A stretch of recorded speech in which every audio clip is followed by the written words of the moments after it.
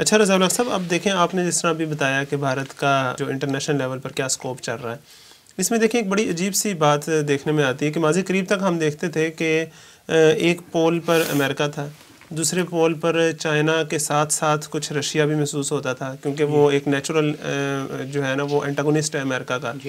तो इस पर अगर आप देखें कि ख़ास तौर पर अफ़गानिस्तान के मामले में हमें जो ब्लॉकिंग जो है ज़्यादा वाज़ेह नज़र आई थी कि चाइना है, रशिया है, पाकिस्तान है, ये सब एक तरफ हमें झुकते नज़र आते थे। लेकिन अब रिसेंटली अगर आप देखें तो भारत जो है उसके रशिया के साथ ताल्लुकात और रशिया के साथ जो जंगी ख़रीदो फ़रोख्त है वो काफ़ी आगे बढ़ रही है, और उनके जो है वो आपस में अस्करी ताउन जो है वो काफ़ी ज़्यादा हो रहा है। तो ये जो ताउन है ये चीन और पाकिस्तान के लिए किस कदर ख़तरनाक साबित हो सकता है? क्योंकि देखें जिस तरह भी आप बड़ी ताकतों का गिना रहे थे तो वो सारी बड़ी ताकतें आप भारत के साथ ही गिना रहे थे, इसराइल भी है, अमेरिका भी है, रशिया भी है, तो इधर तो फिर सिर्फ चाइना ही बच गया। जी डॉक्टर साहब, असल में रूस का मामला थोड़ा सा मुख्तलिफ है। अगर आप बाकी जो पाकिस्तान और चीन मुखालिफ ताकतों की ही बात करें, रूस जो है वो 100% मुखालिफ है, ना 100% हामी है इस वक्त। अच्छा। और उसकी बहुत सारी रीजंस हैं, यानी कि वो एक ब्लॉक में पूरा नहीं फिट हो रहा इस वक्त कहीं भी। रूस की ये सिचुएशन है।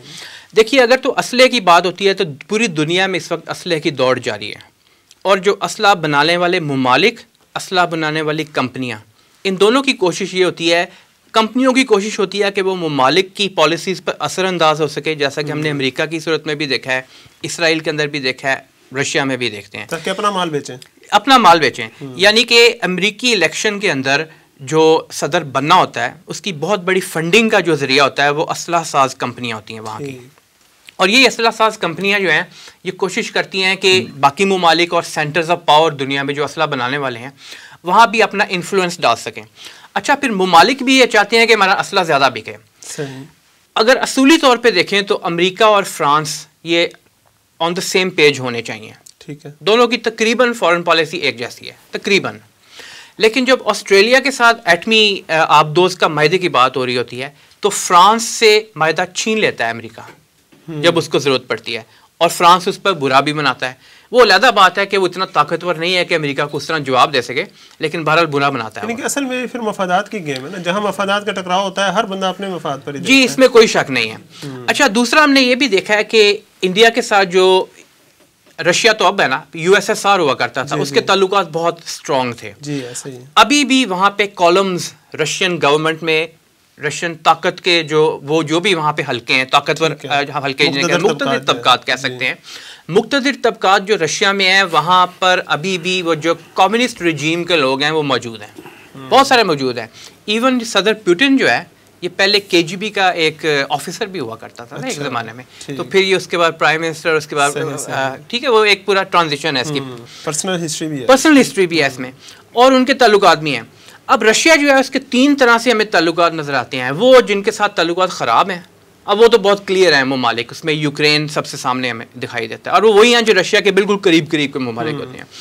दूसरे ममालिक वो जिनके साथ मजबूरी है उसके ताल्लुकात को बहाल करना, क्योंकि रशिया अगर अस्करी लिहाज से देखें तो एक बड़ी ताकत है, अमेरिका की पाए की तो नहीं है लेकिन अभी भी बड़ी ताकत है। इनके आप ये कह सकते हैं सेकंड लाइन लेवल की होता है। जी एग्जैक्टली, अगर सेकंड लेवल्स में ताकतों को देखें तो रशिया उसमें आती है। उसका एक सिंपल इंडिकेटर या लिटमस टेस्ट अगर आप देखना चाहें तो ये है कि दुनिया में जो न्यूक्लियर वेपन्स हैं वो अमेरिका के बाद सबसे ज्यादा रूस के पास हैं, चाइना से भी ज्यादा है।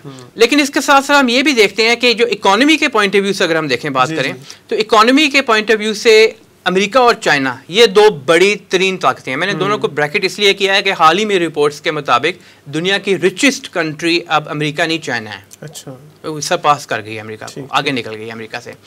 लेकिन जहाँ तक रूस का ताल्लुक है वो इकोनॉमी अभी इतनी स्ट्रांग नहीं है, तो बहुत सारे ममालिक के साथ उसके ये जो ताल्लुकात होते हैं, जिस तरह अभी 6 दिसंबर को पुतिन जो है वो इंडिया का दौरा कर रहे हैं, प्रपोज्ड और प्लान्ड शेड्यूल्ड दौरा तो है, ये अलग बात है, अगर ना हो पाए तो वो मुख्तलिफ सिचुएशन हो सकती है, कोई भी रीज़न हो सकती है, लेकिन अभी तक वो प्लान्ड मौजूद है।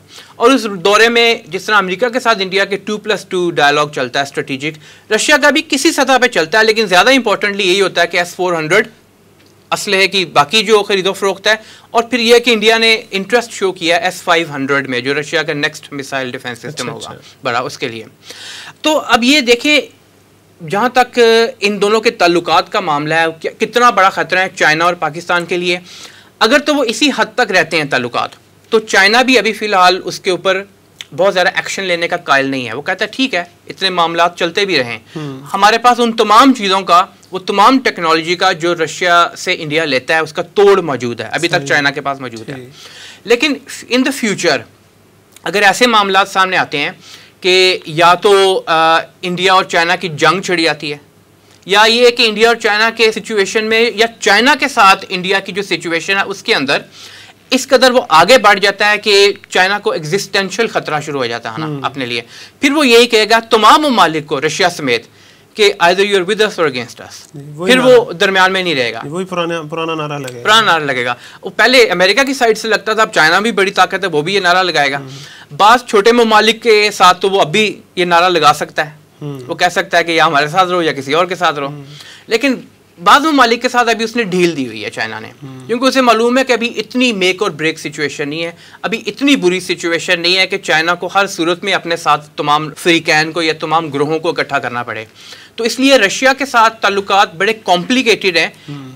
ये भी उसको मालूम है कि इंडिया के साथ रशिया के जो ताल्लुकात हैं वो on the face of it चाहे जो भी दिखाई दे रहे हों, जिस दिन ये जो रिश्वत वाला मामला चल रहा है, इंडिया को असला देने का और ये कि इंडिया को बेचने का और रशिया को अपने साथ रखने का, जिस दिन इकोनॉमिक मुफाद ख़त्म हो गया इंडिया और रशिया के आपस में, रशिया इंडिया को छोड़ देगा। यानी कि उनका सिर्फ अभी इकोनॉमिक मफाद है। इकोनॉमिक इसलिए कि उसको पैसे चाहिए और उसको असला चाहिए, तो गिव एंड टेक का मामला है ना अभी। लेकिन रज़ा साहब, इसमें चाइना की तो आपने बात की तफसील से, लेकिन अगर पाकिस्तान के मामले में देखें कि उसका रशिया से मतलब कुर्बतें एक लिहाज से बढ़ भी रही हैं, और दूसरी तरफ रशिया जो है वो इंडिया से भी उसकी कुर्बतें बढ़ रही हैं, तो ये पाकिस्तान के लिए कैसी एक सिचुएशन है? इसको दो पॉइंट्स ऑफ व्यू से देखा जा सकता है। एक तो ये कि पाकिस्तान के लिए ये अगर हिस्टोरिकली देखा जाए तो बिजनेस एज यूजुअल है, कोई डिफरेंस नहीं आया। पहले भी पाकिस्तान के मुखालिफ ही रशिया हुआ करता था इंडिया के कैंप में, कोई नई बात नहीं। लेकिन दूसरी तरफ देखा जाए तो पाकिस्तान के साथ रशिया के जो ताल्लुकात हैं वो बहुत इंप्रूव हुए हैं। अच्छा। मसलन ये जो टापी, ये जो गैस पाइपलाइन है, उस मंसूबे में भी पेशरफ्त शुरू काफ़ी हद तक हो चुकी हुई है, वो आगे बढ़ रहा है और वो पाकिस्तान के लिए भी बहुत बेनिफिशियल है फ्यूचर में। और अगर साथ उसके ये देखें कि अभी माजी करीब में पाकिस्तान का एक हाई लेवल डेलीगेशन रशिया का विजिट किया था, फिर रशिया का हाई लेवल डेलीगेशन पाकिस्तान आया था 5 एरियाज में, जिसमें डिफेंस भी मौजूद था, एनर्जी भी मौजूद था और बाकी इस तरह के और मामला भी थे, जिसमें वहाँ पे 5 MOUs आए थे। ब्लैंक चेक की बात भी जिसमें एग्जैक्टली इसमें ब्लैंक चेक की भी बात आई थी। तो वो 5 मेमोरेंडम्स ऑफ अंडरस्टैंडिंग आपस में हुए थे, MOUs, और उसके तहत ये था कि 5 एरियाज में, की एरियाज में पाकिस्तान रशिया मिलकर ताउन करेंगे। तो पाकिस्तान के लिए तो बहरहाल रशिया के साथ जो भी ताल्लुक है विन विन ही है, पाकिस्तान के लिए तो लूज सिचुएशन है ही कोई नहीं। और ना पाकिस्तान अभी इतनी ताकत की उस पोजीशन में है कि वो अपने लिए खतरा महसूस करे कि रशिया और इंडिया का क्या ताल्लुक आपस में बढ़ा है। चाइना तो महसूस कर सकता है, पाकिस्तान अभी इस पोजीशन में नहीं है कि पाकिस्तान कहे कि मेरे लिए खतरा बन गया। और चाइना है महसूस करने के लिए तो पाकिस्तान को जरूरत भी नहीं है।